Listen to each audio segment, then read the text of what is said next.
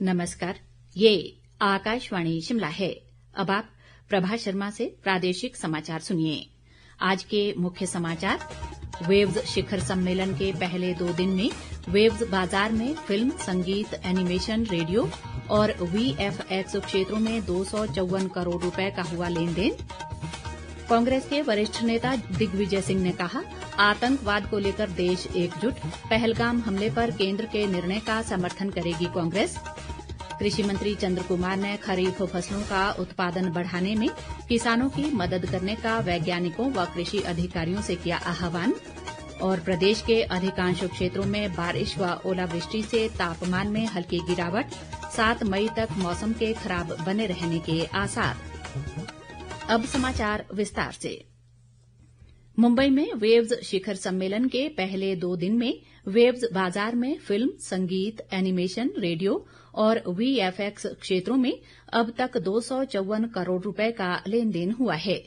सूचना और प्रसारण मंत्रालय के सचिव संजय जाजू ने बताया कि सम्मेलन में अभी 2 दिन और शेष हैं, इसलिए ये आंकड़ा काफी बढ़ने की उम्मीद है। वेव्स बाजार में एक और उपलब्धि हुई है। विविंग रूम वर्टिकल ने खिड़की गांव नामक एक फिल्म परियोजना के लिए एशियन सिनेमा कोष के साथ 2 करोड़ रुपए का पोस्ट प्रोडक्शन और वीएफएक्स सौदा किया है। वेव्स 2025 में एक प्रमुख इंडो यूके रचनात्मक गठबंधन का भी अनावरण किया गया। कांग्रेस के वरिष्ठ नेता व सांसद दिग्विजय सिंह ने कहा है कि पहलगाम आतंकी हमले को लेकर केंद्र सरकार जो भी निर्णय लेगी, पार्टी उसका पूरा समर्थन करेगी। आज शिमला में महिला, शिक्षा, युवा और खेल मामलों की संसदीय समिति की बैठक के बाद पत्रकारों से बातचीत में उन्होंने कहा कि आतंकवाद को लेकर देश एकजुट है और कांग्रेस पार्टी ने संकल्प पास कर स्पष्ट कर दिया है कि आतंकवाद के खिलाफ सख्ती से निपटा जाए। जो पहलगाम में हुआ वो वाकई में उसकी जितनी निंदा की जाए उतना कम होगा और आज पूरा देश आतंकवादी गतिविधियों से लड़ने के लिए एक हो चुका है। और मैं कांग्रेस पार्टी की तरफ से भी जो हमारा रेजोल्यूशन हुआ है इस घटना के बाद, वो इस बात को साबित करता है कि आतंकवाद से कांग्रेस पार्टी ने न कभी समझौता किया है, न करेगा और आतंकवादियों से सख्ती से निपटा जाए, ये हमेशा से कांग्रेस पार्टी का उद्देश्य रहा है। दिग्विजय सिंह ने कहा कि कांग्रेस नेता राहुल गांधी द्वारा सदन में जाति जनगणना के मामले को उठाने के बाद केंद्र सरकार ने जातीय जनगणना का फैसला लिया है। उन्होंने सरकार के इस निर्णय का स्वागत किया है। राजस्व व जनजातीय विकास मंत्री जगत सिंह नेगी ने आज किन्नौर जिला के रिकांगपिओ में आयोजित परियोजना सलाहकार समिति की बैठक की अध्यक्षता की। इस दौरान उन्होंने लंबित विभिन्न विकास कार्यों पर गहनता से विचार विमर्श किया और संबंधित अधिकारियों को जरूरी दिशा निर्देश दिए। जगत सिंह नेगी ने विद्युत परियोजनाओं व अधोसंरचना विकास के लिए की जा रही कैप्टिव माइनिंग पर खनन विभाग से विस्तृत ब्यौरा मांगा और वायु प्रदूषण व अवैध डंपिंग से उत्पन्न समस्या को तय समय में सुलझाने का आह्वान किया। भाजपा प्रवक्ता व विधायक रणधीर शर्मा ने कहा है कि कांग्रेस के संविधान बचाओ अभियान के तहत बिलासपुर में हुए हंगामे से कांग्रेस की अंतर्कलह जनता के सामने आ गई है। आज शिमला में एक पत्रकार वार्ता के दौरान उन्होंने कहा कि कांग्रेस पार्टी संविधान बचाओ नहीं बल्कि कांग्रेस बचाओ अभियान चला रही है और उसमें भी वो पूरी तरह विफल रही है। रणधीर शर्मा ने कहा कि बिलासपुर में हुई बैठक के दौरान प्रदेश कांग्रेस अध्यक्ष प्रतिभा सिंह ने भी यही कहा है कि न तो उनकी सुनवाई प्रदेश सरकार में है और न ही केंद्रीय आलाकमान के पास। मुख्यमंत्री की कार्यप्रणाली से प्रदेश की जनता और उनके मंत्री भी परेशान हैं, तो ऐसे हालात में उन्हें इस्तीफा दे देना चाहिए। वर्तमान कांग्रेस सरकार के हर फ्रंट पर फेल होने के भारतीय जनता पार्टी के आरोपों को अब कांग्रेस पार्टी के कार्यकर्ता और नेता भी सत्यापित कर रहे हैं। पिछले कल कांग्रेस पार्टी के संविधान बचाओ कार्यक्रम जो बिलासपुर में संपन्न हुआ और जिसमें अन्य नेताओं सहित कांग्रेस पार्टी की प्रदेश अध्यक्षा उपस्थित थी, उनके सामने जिस तरह से कांग्रेस पार्टी के कार्यकर्ताओं ने प्रदेश की कांग्रेस सरकार और प्रदेश के कांग्रेस संगठन के बारे में खुलकर आरोप लगाए, सरकार और पार्टी की कार्यप्रणाली पर प्रश्न चिन्ह खड़े किए, प्रदेश में कांग्रेस सरकार और कांग्रेस संगठन की दुर्दशा को जग जाहिर करते हैं। शिक्षा मंत्री रोहित ठाकुर ने कहा है कि छात्र जीवन में पढ़ाई के साथ साथ खेलकूद गतिविधियां भी बेहद जरूरी हैं।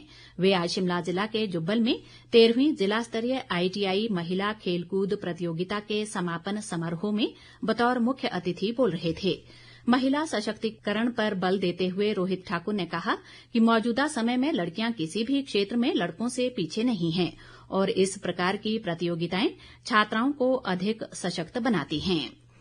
ताजा समाचारों के लिए आप हमारे Facebook page all India radio news Shimla, x handle @AIR News_शिमला और YouTube channel AIR Shimla news पर लॉग इन कर सकते हैं। ये समाचार आकाशवाणी शिमला से प्रसारित किए जा रहे हैं। कृषि मंत्री चंद्र कुमार ने वैज्ञानिकों और कृषि अधिकारियों से किसानों को खरीफ फसलों का उत्पादन बढ़ाने में मदद करने का आह्वान किया है। वे आज चौधरी सरवण कुमार कृषि विश्वविद्यालय पालमपुर में खरीफ फसलों पर आयोजित कार्यशाला के शुभारंभ करने के बाद बोल रहे थे। चंद्र कुमार ने कृषि वैज्ञानिकों को पहाड़ी क्षेत्र के अनुसार कृषि अनुसंधान पर गहन अध्ययन के साथ रिमोट सेंसिंग और मिट्टी पोषक मानचित्र करने का सुझाव दिया। उन्होंने कृषि वैज्ञानिकों व अधिकारियों और कृषि क्षेत्र में अध्ययन कर रहे छात्रों से फील्ड में रहने का भी आह्वान किया। प्रदेश में किसानों को रसायनों के बिना और कम लागत वाली प्राकृतिक खेती को लेकर प्रोत्साहित करने के लिए राज्य में एक विशेष अभियान चलाया जा रहा है। प्राकृतिक खेती खुशहाल किसान योजना के राज्य परियोजना निदेशक हेमिस नेगी ने बताया कि अभियान के दौरान किसानों को प्राकृतिक खेती के बारे में जागरूक किया जाएगा। उन्होंने कहा कि प्राकृतिक खेती से उत्पादित गेहूं, कच्ची हल्दी और जौ की सरकारी खरीद की प्रक्रिया शुरू हो रही है। हेमिस नेगी ने कहा कि योजना की वेबसाइट से फॉर्म डाउनलोड करने के अलावा किसान अपने विकास खंड में तैनात कृषि विभाग की आत्मा परियोजना के ब्लॉक टेक्नोलॉजी मैनेजर और जिला परियोजना निदेशक से ले सकते हैं और जमा भी वहीं करवा सकते हैं। नेता प्रतिपक्ष जयराम ठाकुर ने कहा है कि अनुबंध भर्तियों पर रोक लगाने से भविष्य में भर्तियां निकलने का रास्ता बंद हो गया है।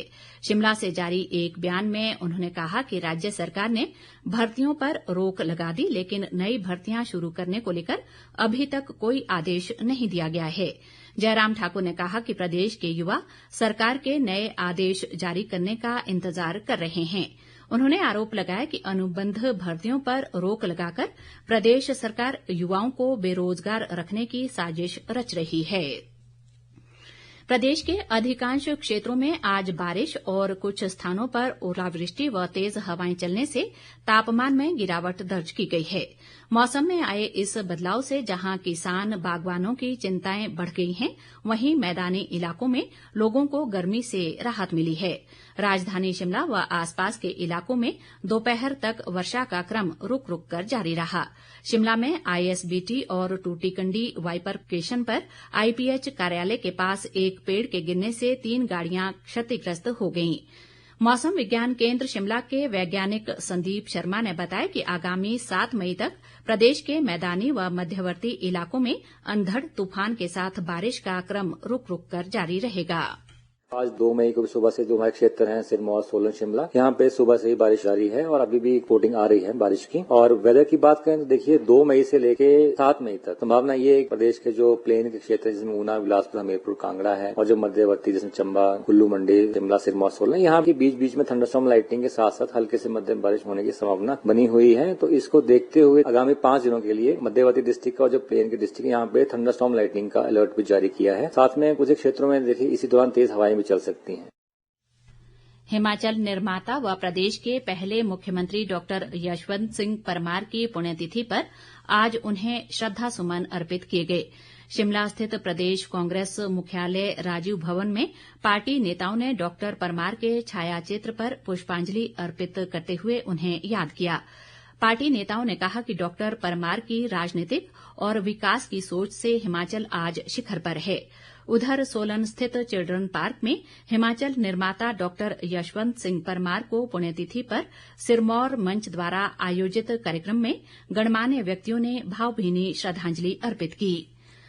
दूसरी ओर भाजपा प्रवक्ता संदीपनी भारद्वाज ने प्रदेश के पहले मुख्यमंत्री व हिमाचल निर्माता डॉक्टर यशवंत सिंह परमार की पुण्यतिथि पर कांग्रेस सरकार की बेरुखी को शर्मनाक और निंदनीय बताया है। शिमला से जारी एक बयान में उन्होंने कहा कि आज जब पूरा प्रदेश डॉक्टर परमार को श्रद्धांजलि अर्पित कर रहा था, उस समय राज्य सरकार और प्रशासन पूरी तरह मौन रहा।